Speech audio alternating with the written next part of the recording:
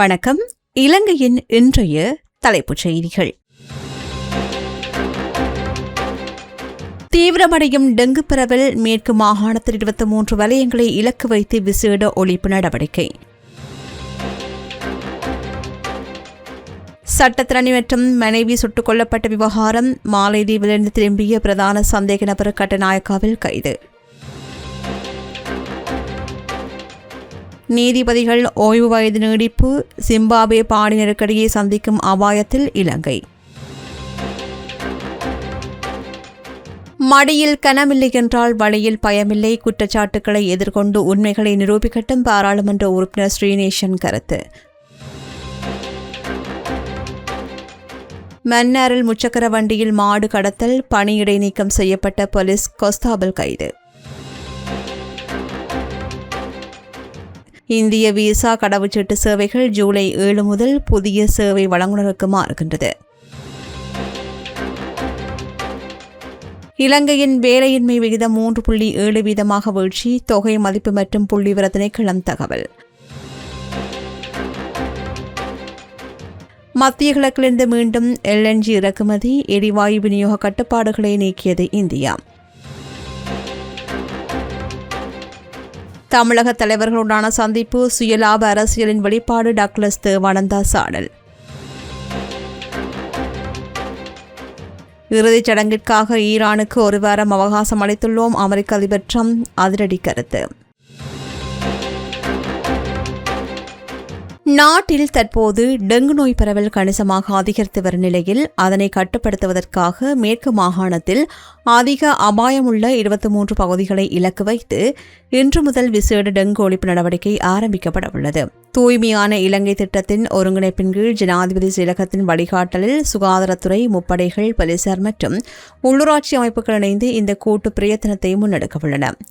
கொழும்பு மாவட்டம் மகரகம, கடுவல, கோமாகம, கொதட்டுவ, பத்ரமுல்ல, பிளியந்தலை மற்றும் கொழும்பு மாநகர சபைக்கு உட்பட்ட D1, D3, D4 பகுதிகள், கம்பஹா மாவட்டம் வியகம, களனி, சீதுவ, ஜாகல, மகர, வத்தளை, நீர்கொழும்பு, மினுவாங்கொடை, களுத்துறை மாவட்டம் பாணந்துறை, பண்டாரகம, ஹொரண, இங்கிரிய, களுத்துறை ஆகிய பகுதிகளில் இந்த நடவடிக்கை முன்னெடுக்கப்பட உள்ளது. தற்போதைய டெங்கு பரவல் அதிகரிப்பு குறித்து கருத்து தெரிவித்துள்ள பிரதியமைச்சர் சதுரா பேசிங்க, டெங்கு வைரஸ் வீரியத்தில் ஏற்பட்டுள்ள மாற்றமே இந்த தீவிர பரவலுக்கு முக்கிய காரணம் என்று குறிப்பிட்டார். இவ்வாறான நிலைமைகளை 4 வருடங்களுக்கு ஒருமுறை சுழற்சி முறையில் ஏற்படுவது இயற்கையானது என்றும், சாதாரண வடிகால்களை விட வீடுகள், கட்டங்களுக்குள் தேங்குகின்ற சுத்தமான நீரிலேயே இந்த நுழம்புகள் அதிகம் பெருகுவதாகவும் தெரிவித்தார். அண்மையில் ஸ்ரீ ஜேவர்த்தனபுர கோட்டையில் 3500 வீடுகள் பரிசோதிக்கப்பட்டு பரவல் ஓரளவுக்கு கட்டுப்படுத்தப்பட்டுள்ளதாக அவர் தெரிவித்தார். மழையுடனான காலநிலையால் கொழும்பு மாநகர சபை எல்லைக்குள் நிலவுகின்ற கழிவகற்றல் பிரச்சினைகள் மற்றும் டெங்கு அபாயம் குறித்து பாதுகாப்பு அமைச்சில் அவசர கூட்டம் ஒன்று நடைபெற்றது.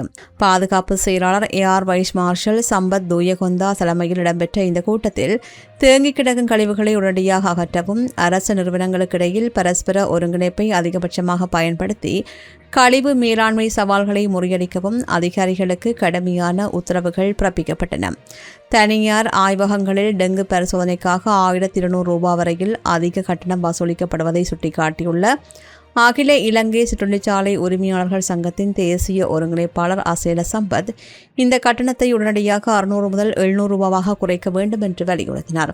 பாதாள உலக குழுக்களிடமிருந்து அரசாங்கத்தால் கைப்பற்றப்பட்ட பணத்தை பயன்படுத்தி ஏழை மக்களின் இந்த டெங்கு பரிசோதனை செலவுகளுக்கு ஈடு செய்யுமாறும், அரசாங்க மருத்துவமனைகளில் தாமதமின்றி விரைவாக சோதனை முடிவுகளை வழங்க சுகாதார அமைச்சர் நலிந்த ஜேதிச நடவடிக்கை எடுக்க வேண்டும் என்றும் கோரிக்கை விடுத்துள்ளார். அக்ரிகுட பகுதியில் சட்டத்திரணி ஒருவரும் அவரது மனைவியும் கொடூரமாக சுட்டுக் கொல்லப்பட்ட சம்பவத்தின் பிரதான சந்தேக நபர் மாலைதீவிலிருந்து நாடு திரும்பிய போது கட்நாயக்க விமான நிலையத்தில் வைத்து அதிரடியாக கைது செய்யப்பட்டார். தலங்கம போலீஸ் பிரிவுக்குட்பட்ட அக்ரிகுட பகுதியில் கடந்த பிப்ரவரி மாதம் 13ஆம் தேதி இந்த இரட்டை கொலை சம்பவம் இடம்பெற்றிருந்தது.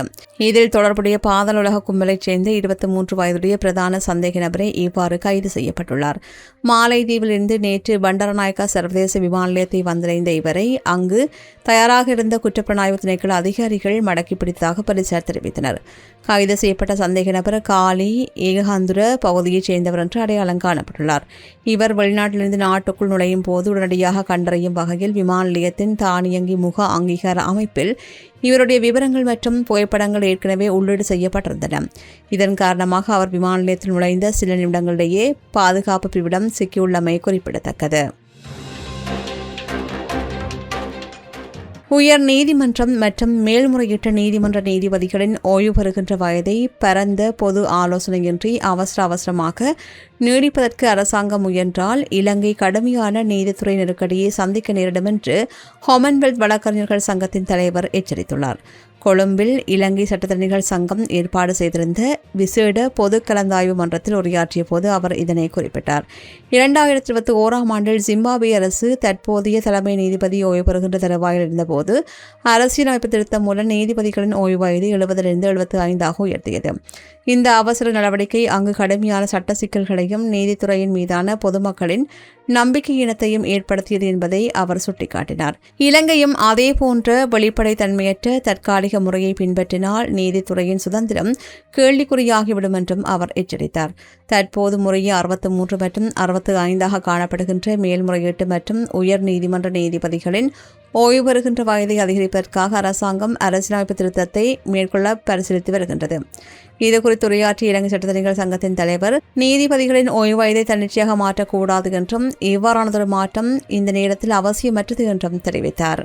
வீட்டி cash and curry VT super ஸ்டோரின் கல்யாணி அன்னபூரணி பிராண்டில் அன்றாட வாழ்க்கையின் அனைத்து பொருட்களையும் ஒரே இடத்தில் பெற்றுக்கொள்ள வீட்டி கேஷ் அண்ட் கரி பாரிஸில் லாட்சப்பல். குற்றம் செய்யாதவர்கள், மடியில் கனமில்லாதவர்கள் இதற்கு பயப்பட வேண்டிய அவசியம் இல்லை. அவர்கள் விசாரணைகளுக்கு வெளிப்படையாக முகம் கொடுத்து தங்களை நிரூபித்து வெளிவரலாம் என்று மட்டக்களப்பு மாவட்ட இலங்கை தமிழரசுக் கட்சியின் பாராளுமன்ற உறுப்பினர் ஞானமுத்து ஸ்ரீநேசன் தெரிவித்தார். மட்டக்களப்பில் ஊடகங்களுக்கு கருத்து தெரிவிக்கையில் அவர் இதனை தெரிவித்தார். எங்களுக்கும் நாங்கள் இந்த மண்ணில் வாழ்ந்தவர்கள் என்ற அடிப்படையில் கடந்த காலத்தில் இந்த கொலைகள், கடத்தல்கள், கப்பங்கள், பணம் பறித்தல் போன்ற செயற்பாடுகள் நடக்கின்ற போது யார் யார் இந்த ஆயுதங்களோடு செயற்பட்டார்கள், எங்கெங்கு முகாம் வைத்திருந்தார்கள் என்ற விடயமெல்லாம் தெரியும். இப்போது ரவீந்திரநாத் பேராசிரியர் அவர்கள் கொல்லப்பட்டிருக்கிறார், கல்வியாளர் தம்பையா அவர்கள் கொல்லப்பட்டிருக்கின்றார்.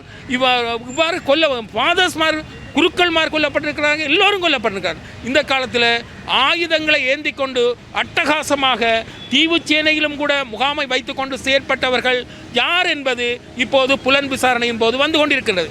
எனவே பிள்ளையான் குற்றவாளி இல்லை என்றால், நிரபராதி என்றால் அவர் தப்பித்து வரலாம் விசாரணையின் போது முகம் கொடுத்து. அதே போல சுரேசாலி இருக்கின்றார், அவரும் உண்ணாவிரதம் இருக்கின்றார், வாக்குமூலம் கொடுக்காமல் உண்ணாவிரதம் இருக்கின்றார். மடிக்கணனியில் காணப்படுகின்ற அந்த பாஸ்வேர்டு, தொலைபேசியின் பாஸ்வேர்டு என்பவற்றை அவர் கொடுக்கவில்லை. ஆகவே குற்றம் செய்யவில்லை என்றால் மடியில் கனமில்லை என்றால் வழியில் பயமில்லை. இவர்கள் வெளிப்படையாக சொல்லி வெளிவரலாம். ஆகவே போலி குற்றம், பொய்க் குற்றச்சாட்டு, ஜனாதிபதியை பற்றிய விமர்சனம் எல்லாம் ஒரு அறிவுபூர்வமான அர்த்தமுள்ள விமர்சனம் போன்று தெரியவில்லை. இலங்கையில் இந்திய விசா கடவுச்சீட்டு, வெளிநாட்டு இந்திய குடிமகன் கார்டு, சான்றளிப்பு மற்றும் பிற தூதரக சேவைகளுக்கான புதிய வெளிப்பணி சேவை வழங்குநராக ஆல்ஹிந்த் குளோபல் சர்வீசஸ் நிறுவனம் தேர்ந்தெடுக்கப்பட்டுள்ளதாக கொழும்பில் உள்ள இந்திய உயர் ஆணைக்குழு அறிவித்துள்ளது. புதிய சேவை வழங்குநரான இந்த நிறுவனம் கொழும்பில் உள்ள இந்திய உயர் ஆணைக்குழு, கண்டியில் உள்ள பிரதி உயர் ஆணைக்குழு மற்றும் யாழ்ப்பாணம் ஹம்பாந்தோட்டையில் உள்ள துணை தூதரகங்கள் சார்பாக வரும் 2026 ஜூலை 7 முதல் தனது செயல்பாடுகளை அதிகாரப்பூர்வமாக தொடங்கவுள்ளது. தூதரக சேவைகளை பொதுமக்கள் இன்னும் எளிதாக பெற்றுக்கொள்ளும் நோக்கில் இந்த புதிய ஏற்பாட்டின் ஒரு பகுதியாக மட்டக்களப்பில் புதிய இந்திய தூதரக விண்ணப்ப மையம் திறக்கப்பட உள்ளது. இதன்படி ஜூலை 7ஆம் தேதி முதல் விண்ணப்பதாரர்கள் கொழும்பு, கண்டி, யாழ்ப்பாணம், ஹம்பாந்தோட்டை மற்றும் மட்டக்களப்பு ஆகிய 5 இடங்களிலும் அமைந்துள்ள புதிய மையங்களில் தங்களது விண்ணப்பங்களை சமர்ப்பிக்க முடியும் என்று அறிவுறுத்தப்பட்டுள்ளது. மன்னாரில் திருடப்பட்ட 2 மாடுகளை முச்சக்கர வண்டியில் சட்டவிரோதமான முறையில் கடத்திச் சென்ற பணியிலிருந்து இடைநிறுத்தப்பட்ட போலீஸ் கஸ்தாபல் ஒருவரை மன்னார் போலீசார் நேற்று கைது செய்தனர்.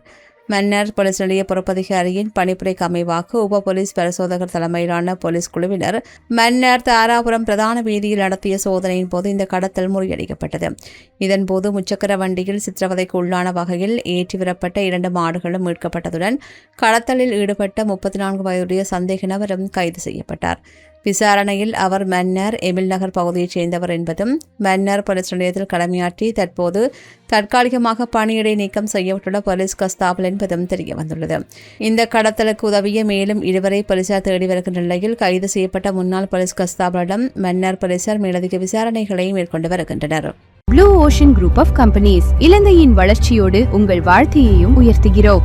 இலங்கையில் வேலையின்மை விகிதம் 2026ஆம் ஆண்டின் முதலாவது காலாண்டில் 3.7% வீழ்ச்சியடைந்துள்ளதாக தொகை மதிப்பு மற்றும் புள்ளிவிவர திணைக்களம் வெளியிட்டுள்ள புதிய தொழிலாளர் சக்தி கணக்கெடுப்பில் தெரிவிக்கப்பட்டுள்ளது. கடந்த 2025ஆம் ஆண்டின் இதே காலாண்டில் இந்த விகிதம் 3.8% காணப்பட்டமை குறிப்பிடத்தக்கது. இருப்பினும் நாட்டின் ஒட்டுமொத்த தொழிலாளர் பங்களிப்பு விகிதம் கடந்த ஆண்டின் இதே கால பகுதியுடன் ஒப்பிடுகையில் 49.7%லிருந்து 49.2% குறைந்துள்ளது. இந்த கணக்கெடுப்பின்படி இலங்கையில் மொத்த தொழிலாளர்களின் எண்ணிக்கை 8.41 மில்லியனாக மதிப்பிடப்பட்டுள்ளது. இதில் 5.40 மில்லியன் ஆண்களும் 3.01 மில்லியன் பெண்களும் அடங்குகின்றார்கள். அதே நேரம் பொருளாதார ரீதியாக செயலற்ற மக்கள் தொகை 8.67 மில்லியனாக உள்ளதாகவும் இதில் 72.2% பேர் பெண்கள் என்பதும் கவனிக்கத்தக்கது. இதேவேளை ஆண் தொழிலாளர்கள் பங்களிப்பு 70.1%லிருந்து 69.1% குறைந்துள்ள அதே வேளையில் பெண்களின் பங்களிப்பு 32.0%லிருந்து 32.5% அதிகரித்துள்ளமையும் சுட்டிக்காட்டத்தக்கது. மத்திய கிழக்கு நாடுகளிலிருந்து திரவமாக்கப்பட்ட இயற்கை எரிவாயு விநியோகம் மீண்டும் வழமைக்கு திரும்பியுள்ளதை அடுத்து உள்நாட்டு எரிவாயு விநியோகஸ்தர்கள் மீது விதிக்கப்பட்டிருந்த அனைத்து கட்டுப்பாடுகளையும் இந்திய அரசு அதிரடியாக நீக்கியுள்ளது. உலகளாவிய ரீதியில் முக்கியத்துவம் வாய்ந்த கடல்வழி பாதையான ஹார்மோஸ் நீரிணையுடான LNG கப்பல் போக்குவரத்தில் ஏற்பட்ட திடீர் தடங்கள் காரணமாகவே கடந்த மார்ச் மாதத்தில் இந்திய அரசாங்கத்தினால் அவசர நடவடிக்கைகள் நடைமுறைப்படுத்தப்பட்டிருந்தன. கடந்த மார்ச் மாதம் ஏற்பட்ட விநியோக தட்டுப்பாட்டின் போது நாட்டின் முக்கியமான மற்றும் அத்தியாவசிய நுகர்வோருக்கு தடையின்றி எரிவாயு வழங்குவதை உறுதி செய்வதற்காக அரசாங்கம் சில தற்காலிக கட்டுப்பாடுகளை விதித்திருந்தது. இதன்படி முன்னுரிமையற்ற துறைகளுக்கான எரிவாயு விநியோகம் தற்காலிகமாக நிறுத்தப்பட்டு அந்த எரிவாயு முக்கிய நுகர்வோர் பயன்பாட்டிற்காக திருப்பிவிடப்பட்டமை குறிப்பிடத்தக்கது. தற்போது மத்திய கிழக்கிலிருந்து LNG கப்பல்களின் வருகை சீராகியுள்ளதால் தட்டுப்பாடு அபாயம் நீங்கியுள்ளது. இதனைத் தொடர்ந்து எரிவாயு விநியோகஸ்தர்கள் மீதான கட்டுப்பாடுகளை நீக்கவும் விநியோக நடைமுறைகளை பழைய நிலைக்கு கொண்டுவரவும் இந்திய அரசாங்கம் தனது அதிகாரப்பூர்வமான அறிவிப்பில் தெரிவித்துள்ளது. தென்னிலங்கையில் ஆட்சிக்கு வருகின்ற யாருமே தங்க தாம்பாள தட்டில் வைத்து தமிழ் மக்களுக்கான அரசியல் தீர்வை தரமாட்டார்கள். எமது அரசியல் உரிமைகளை வென்றெடுப்பதற்கான சூழலை நாமே உருவாக்க வேண்டும் என்று ஈழ மக்கள் ஜனநாயக கட்சியின் செயலாளர் நாயகம் டக்ளஸ் தேவானந்தா தெரிவித்துள்ளார். EPDPயின் நல்லூர் பிரதேச முக்கியஸ்தர்கள் மற்றும் செயற்பாட்டாளர்களான சந்திப்பின் போது அவர் இதனை சுட்டிக்காட்டினார். EPDP முன்வைத்த மாற்று சிந்தனைகளுக்கும் கொள்கைகளும் நடைமுறை சாத்தியமானவை என்பதை வரலாறு நிரூபித்துள்ளது. மாகாணங்களை அடிப்படையாக கொண்ட அதிகாரப்பூர்வ பகிர்வை வலுப்படுத்தி அதனை முழுமையாக நடைமுறைப்படுத்த வேண்டும். அதற்குரிய இந்தியாவின் அனுசரணையும் எமக்கு கிடைக்கும். ஆனால் தற்போது சிலர் தமிழக தலைவர்களை சந்தித்து சர்வதேச விசாரணை சமஷ்டி என்று சுயலாப அரசியலை முன்னெடுத்து வருகின்றார்கள். இவ்வாறான வெற்று முழக்கங்கள் எமது மக்களுக்கு எந்தவொரு நன்மையையும் பெற்றுத்தராது என்று அவர் மேலும் தெரிவித்தார். ராயல்டி என்ஜினியரிங் வழங்கும் நவீன அடுக்குமாடி குடியிருப்புகள் இப்போது விற்பனைக்கு. Colombo 6 Wellawatte bus line hall ரோட்டுக்கு மிக அருகாமையில். ஈரானை நாம் மிக கடுமையாக தாக்கி சின்னாபின்னமாக்கியுள்ளோம். தற்போது அவர்கள் எங்களோடு ஓர் உடன்பாட்டிற்கு வர துடித்துக் கொண்டிருக்கின்றார்கள். நாம் நல்லவர்கள் என்பதால் அவர்களது மறைந்த உயர் தலைவர் அலி கமேனியின் இறுதிச் சடங்குகளை நடத்துவதற்காக ஈரானுக்கு ஒரு வாரம் அவகாசம் கொடுத்துள்ளோம் என்று அமெரிக்க அதிபர் ட்ரம்ப் தெரிவித்துள்ளார். அமெரிக்காவின் 250வது சுதந்திர தின கொண்டாட்டத்தையொட்டி அவர் ஆற்றிய உரையில் இந்த விடயத்தை தெரிவித்துள்ளார். அதில் அவர் மேலும் தெரிவிக்கையில், ஒரே நாளில் நாம் வெனிசுலாவை வீழ்த்தினோம். அதேபோல் ஈரானை மிக கடுமையாக தாக்கி நிலைகுலைய செய்துள்ளோம். இதனால் ஈரானியர்கள் எப்படியாவது அமெரிக்காவுடன் ஒரு அரசியல் உடன்பாட்டிற்கு வர துடிக்கின்றார்கள். தற்போது அங்கு இறுதிச் சடங்குகள் நடப்பதால் மனிதாய்வான அடிப்படையில் நாம் ஒரு வாரம் தற்காலிகமாக போர் நிறுத்த அவகாசம் வழங்கியுள்ளோம் என்றார். கடந்த பிப்ரவரி 28 அன்று அமெரிக்கா மற்றும் இஸ்ரேல் நடத்திய வான்வழி தாக்குதலில் ஈரானின் 86 வயதுடைய உயர் தலைவர் ஆயத்துல்லா அலி கமேனி கொல்லப்பட்டார். போர் சூழல் காரணமாக ஏறக்குறைய 4 மாதங்கள் தாமதித்து தற்போதுதான் அவரது இறுதிச் சடங்குகள் முறைப்படி தொடங்கியுள்ளமை குறிப்பிடத்தக்கது. இத்துடன் இலங்கையின் இன்றைய தலைப்புச் செய்திகள் நிறைவு பெறுகின்றன. தொடர்ந்தும் செய்திகளை உடனுக்குடன் அறிந்து கொள்ள சமூகம் media.com எனும் எமது இணையதளத்துடன் இணைந்திருங்கள். இது போன்ற செய்திகளை தெரிந்து கொள்ள சமூகம் நியூஸ் சேனலை சப்ஸ்கிரைப் செய்து அருகில் உள்ள பெல் பட்டனை கிளிக் செய்யுங்கள். மேலும் இது போன்ற செய்திகளை உடனுக்குடன் தெரிந்து கொள்ள சமூகமீடியா.com என்ற இணையதளத்தின் வாயிலாகவும் எங்களுடன் இணைந்திருங்கள்.